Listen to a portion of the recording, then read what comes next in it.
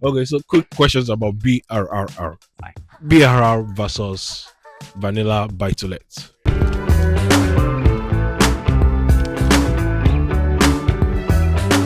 Good question. Great thing about buy-to-let is the moment you bought the property, it's pretty much ready to go. Or you might already have a tenant in it, so you're already generating cash flow straight away. You don't have to do any work on it, or very little work, and you're kind of getting what you pay for. Only problem is with that is you don't make any money on the actual purchase. Yes, if you're dumping cash in, you can withdraw 75% out and then try and use that and maybe add a little bit for another pot. Only issue is you're only going to really create value through long term, so it's just going to take a long time. The great thing about a BRRR deal is that when you do it, you're buying it at a lower, not a lower value, but a value that is much lower than in the street. So say you buy the 50 grand house, similar to this one, in 100 grand street, similar to this area, you add the value in, you're then making, if all your end value is like 80 all in, you've then got that £20,000 equity that you're making, and you make that straight away, and then you can throw your tenants in, and then you're generating some profit on the back end of it. Yep. Personally, it's all about the BRRR, and it's much more fun as well. Yep. It's a bit stressful, but it's worth it. One major issue people don't really understand is the last R in BRR, which is the refinancing. And how best would you explain that? The two main ways you really go wrong is one the refurb, you get the pricing wrong, or you have to do something inside, put a boiling system you didn't need to, or something like that. Other side of it is the refinance. Now it can win or swing in two different ways. You can either have it undervalued or overvalued. So if you've run the numbers, say that you're going to get 100 grand at the end of it, and the numbers work for 100 grand, but they down value it because maybe you get your comparables wrong, and they down value it by 10 grand, that's 10 grand more you're leaving in, which can be a bit of a pinch. Or if you're really lucky, and there's been some recently sold properties in the area, it could increase in value if they were sold for more. So that's probably the only sticking point with the BRRR, is that refinance. But this is where good due diligence, good comparables, and good study of the area really comes into play, and that will really narrow down. One thing I will say, when you're doing comparables, and you must do this, it's got to be within a year. I do sometimes look at them going back to 2 years just to see where they have been and the trend, but it has to be within a year. Quarter of a mile, can stretch to half and more, but really needs to be quarter of a mile. Same style, same size. Those are your 4 criteria that you must do. If you follow those to the key, and to the letter, sorry, you shouldn't really go wrong, unless you get a really arsey, difficult, grumpy surveyor on the day. And I suggest if you do, buy the man a coffee. Go out to the coffee shop, get him a coffee and a muffin or something. Put a smile on his face before he finishes that property, because you don't want that down well. Before you bring in the person that's going to revalue the property, do you think it's important to stage the property? No. If you've got a valuer coming in, they do not care about how it looks at all. They're looking at bricks, mortar, and also just the layout. It's everything that's like in the carpet, the kitchen and bathroom is where you make your money. You put the money in the kitchen, you put your money in the bathroom, you make it look sexy. It's going to uplift your property. That is where you do it. The rest of it is 4 walls and a carpet. Maybe get some nice lighting down. It might make it just look a little bit more zazz, but they're looking at the radiators, they're looking at the windows, electrics, plumbing, roofing, just looking at the structural side of things. So there's no point really staging it. From start to finish, what is the most challenging part in BRR? Finding the goddamn deal and getting it over the line. Oh my god, I spend hours. I'm up at 4 o'clock in the morning and I'm working till like 10 o'clock at night. I don't have a life. And I might go through a fair while without getting a deal over the line. The biggest thing and the hardest thing is finding the deal.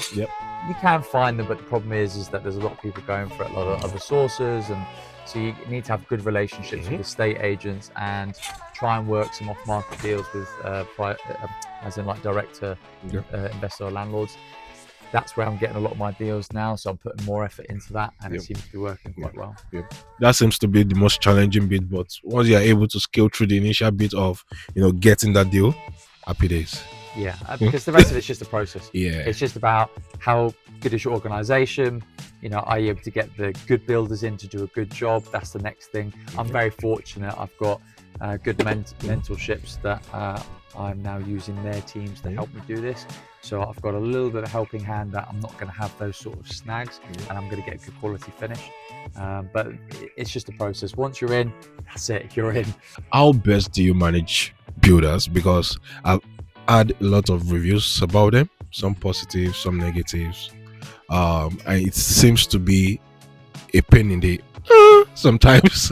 So how best would you advise people, especially for people that are just starting out, probably their first project, in managing builders, just to ensure they are able to meet quality and they're also able to deliver on time? Yeah, don't be a dick.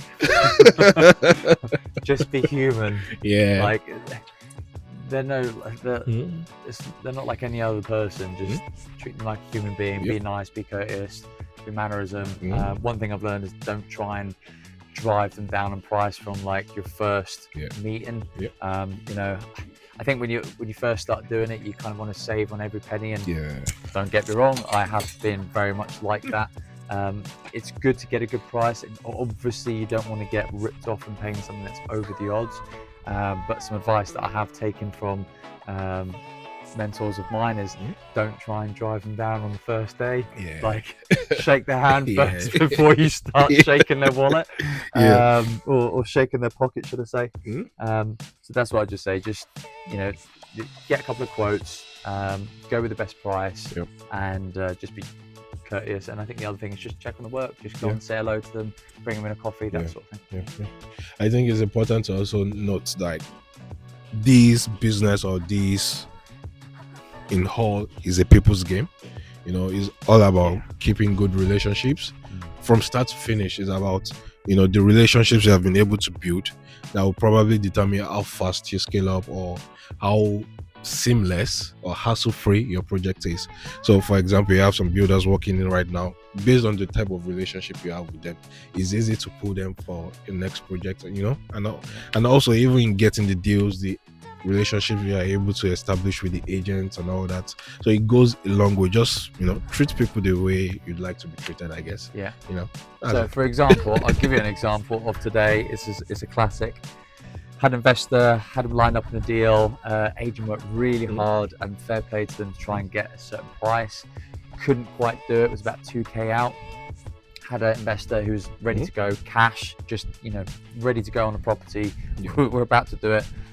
Was like, okay, back on the laptop, trying to find something. Got a call from an agent, someone, Alex, or equally as tall as me as well, that I've met on a couple of other viewings, because I'm doing lots of viewings. And he was like, hey Alex, like I know you like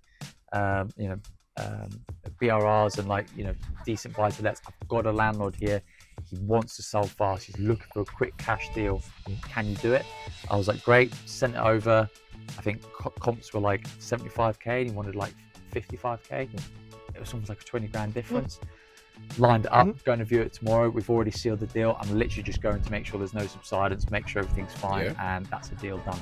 So if you've got the relationship with the estate agents and you're courteous, spend a bit of time with them, have a bit of banter, they pick up the phone to you, and like that, he's now next time he's got a deal, he's gonna be like, I sold that within a minute. I'm gonna call in again, and that's what you want. Sometimes it doesn't work out that way. I get plenty of phone calls from estate agents, and it doesn't work.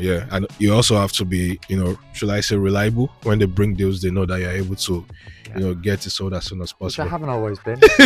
I'm still developing my relationships and greasing that wheel of mine, but it's something that you build through, for sure. All right, awesome. I think that's our time for today. Last question, funny question though, just so that they get your name. What's your name again? My name's Alex Chapman from Chapman Estates Investments. Okay. What's your favorite drink? Alcoholic or non-alcoholic? Whiskey. Oh, really good. I thought it was going to be a Chapman.